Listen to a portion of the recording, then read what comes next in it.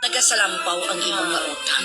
So, hindi mangutang para ibayad sa utang. So, amo na ang kinanglan nga may emergency fund ka. While nagabayad ka sa imo sini nga mga malayran sa utang, no, amat-amat ka mag-build sa imo sini nga emergency fund.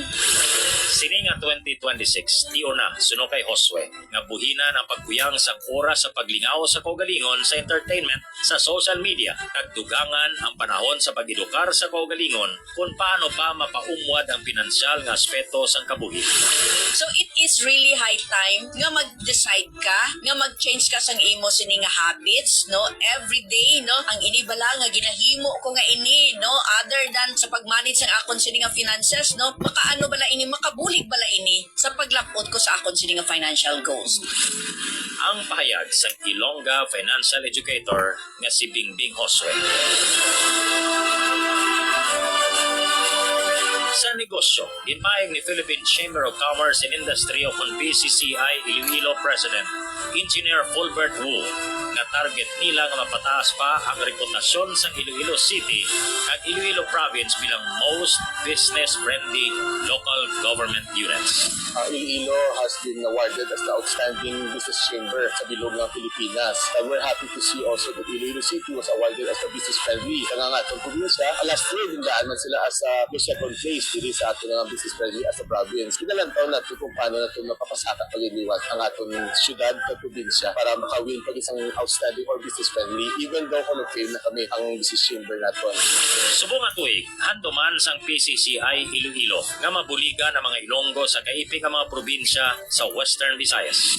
Since we are now the leader dito sa Western Visayas, ang Iloilo, hinahanduman naman na makabulig na kita sa ibang na chamber, sa ibang na probinsya. Aklan, Capiz, Antique, Guimaras, kasi ito sa atong lugar. At the end of the day, they're all Ilonggos. And our programs is aligned to make sure Ilonggos will be recognized, Ilonggos will be helped, and this is part of our goal, to innovate and to be inclusive.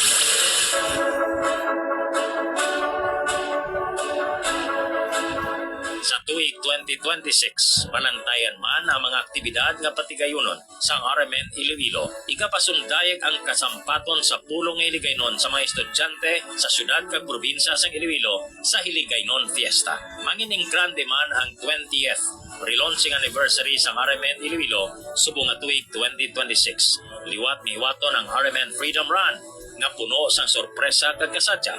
Blood Olympics kag pagpananom sang kahoy sa RMN Broadcast 3. Patigayunon man sa ikatatlo na nga tuig ang RMN River Festival sa Pagwa nga venue.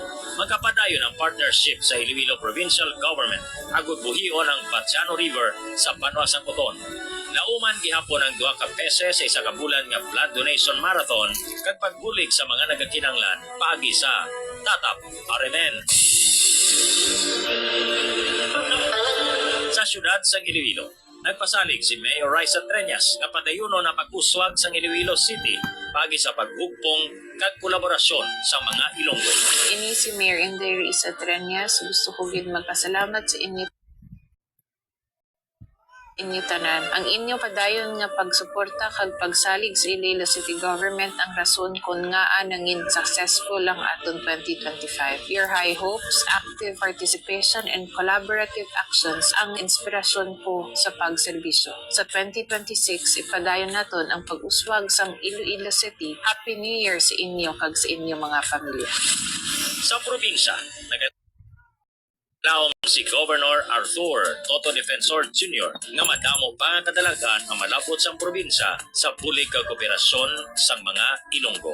Sa aton pagtapos sang aton presentasyon, aton ini pagatakpan pinaagi sa pagpangamuyo sang isa ka matutom nga alagad sang Dios bago nagapati kita base sa nasaad sa balaan nga kasulatan sa Efeso 4:22-24 nga gani bayahin na ninyo ang inyong daan nga pamatasan kay iniiya sa daan ninyo nga kabuhi.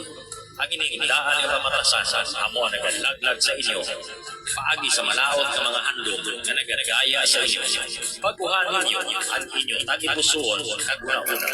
Ipakita ninyo nga ginapagko na kamo sa Dios kag ginataga sa kabuhi nga pareho sa iya.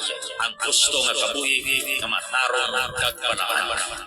Sa pangamuyo ni Archbishop Medifil Billones ng Archdiocese ng Haro, naghahatag sila sang mensahe sang kapawa para sa tanan.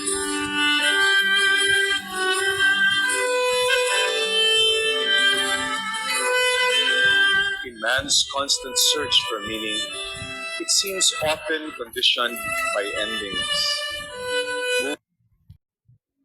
Movies don't have large signage for the start, only large words indicating the end. For certain songs, for love's tragic end sell more than those who survive the bend. Everyone's more concerned with the conclusion, forgetting the beauty of the initiation. Thus, we draw meaning more from endings and harvest perspective less from beginnings. From this point of view, a new year becomes a despair's trigger. Another year to suffer, another year of empty struggle, another year of pushing the stone up the mountain only to roll down and crumble. Another year where the ending will just be the same, a repeated curse to which all of us are condemned. It takes grace, however, to see that the acceptance of endings also involve acceptance of beginnings. That surrendering to the sadness of the end leads to the birthing of life that will emerge. May you receive the grace of insight that God's love is unceasing and boundless. In His infinite mercy, life becomes timeless. Continuity, night and day, are just two beats of the same heart, where categories of end and start fall away. That ending and beginnings are simply just part of God's one and the same embrace for eternity. As such, the new year then is the soul's faith statement. It is resistance to life viewed as destined for misery, and a bold faith in the power of mystery. It is hope in front of the avalanche of hopelessness. It is the first breath by the newly born in the shape of a cry, declaring life is greater than death. In the world, it is the silent push